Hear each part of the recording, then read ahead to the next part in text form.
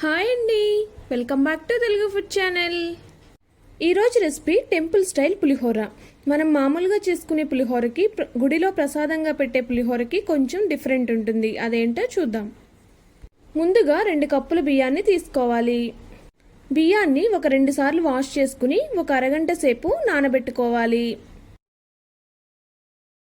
బియ్యం నానిన తర్వాత 1 కప్పు బియ్యానికి 1.5 కప్పు చొప్పున వాటర్ పోసుకోవాలి.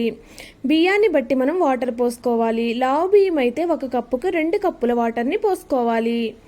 దీనిలో 1 టీ స్పూన్ నెయ్యి లేదా ఆయిల్ని పోసి ఒకసారి తిప్పుకుని ఉడికించుకోవాలి. ప్రెషర్ కుక్కర్లో అయితే 2 నుంచి 3 విజిల్స్ని రానివ్వాలి. ఒక 50 గ్రాముల చింతపండుని తీసుకుని దానిలో 1 గ్లాస్ వాటర్ పోసుకుని కొద్దిగా నానిన తర్వాత గుజ్జు తీసి పక్కన పెట్టుకోవాలి. చింతపండు పులుపును బట్టి వాడాలి.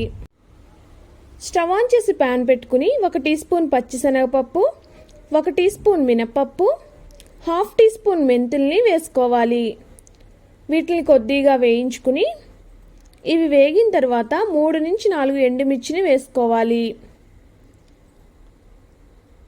ఎండుమిర్చిని మనం కారాన్ని బట్టి వేసుకోవాలి.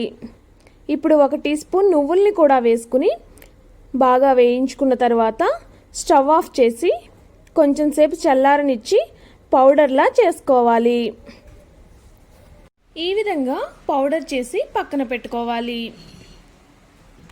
రైస్ చక్కగా ఉడికింది. పులిహోరకి ఎప్పుడు రైస్ మెత్తగా ఉండకూడదు.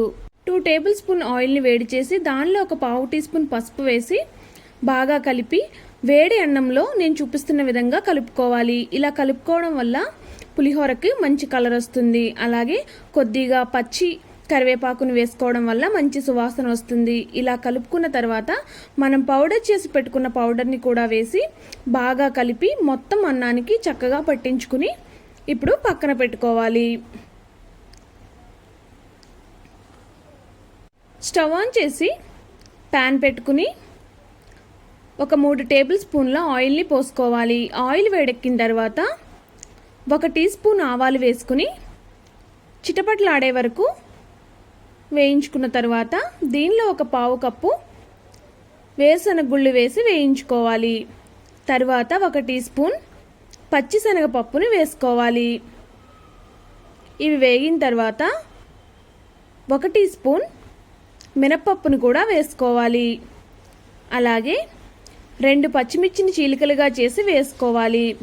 2 ఎండుమిర్చిని చీలికలుగా చేసి కొద్దిగా కరివేపాకును కూడా వేసుకోవాలి. ఇవన్నీ వేగిన తర్వాత చింతపండు గుజ్జుని పోసుకుని ఒకసారి కలిపి తగినంత ఉప్పును వేసి మరలా ఒకసారి కలిపి మూత పెట్టి దగ్గర పడే వరకు ఉడికించాలి. చూడండి, చింతపండు పులుపు నూనె పైకి తేలి చక్కగా దగ్గర పడింది. దీన్ని స్టవ్ ఆఫ్ చేసి కొద్దిగా చల్లారనివ్వాలి. పులుపు చల్లారిన తర్వాత కలిపి పెట్టుకున్న అన్నంలో దీన్ని వేసుకోవాలి. ఈ పులుపుని మొత్తాన్ని అన్నానికి బాగా పట్టించి మొత్తం కలుపుకోవాలి. మీకు పులుపు కనుక ఎక్స్ట్రా ఉంటే కనుక దాన్ని ఫ్రిడ్జ్లో పెట్టుకుంటే మరలా పులిహోర చేసుకున్నప్పుడు దాన్ని వాడుకోవచ్చు. ఫ్రిడ్జ్లో పెట్టుకోవడం వల్ల ఒక 1 మంత్ వరకు నిల్వ ఉంటుంది. ఇక్కడ నాకైతే కరెక్ట్గా సరిపోయింది. ఇంతేనండి, ప్రసాదం పులిహోరని మనం చాలా ఈజీగా టేస్టీగా చేసుకోవచ్చు. ఈ రెసిపీ కనుక మీకు నచ్చినట్లయితే మీరు కూడా తప్పకుండా ట్రై చేసి మీ ఫీడ్బ్యాక్ని కమెంట్స్ రూపంలో నాకు తెలియచెప్పండి. అలాగే ఈ వీడియోని మీ ఫ్రెండ్స్కి, రిలేటివ్స్కి కూడా షేర్ చేయండి. Please subscribe to Telugu food channel. పక్కనున్న బెల్ బటన్ని ప్రెస్ చేయడం ద్వారా మరిన్ని అప్డేట్స్ పొందవచ్చు.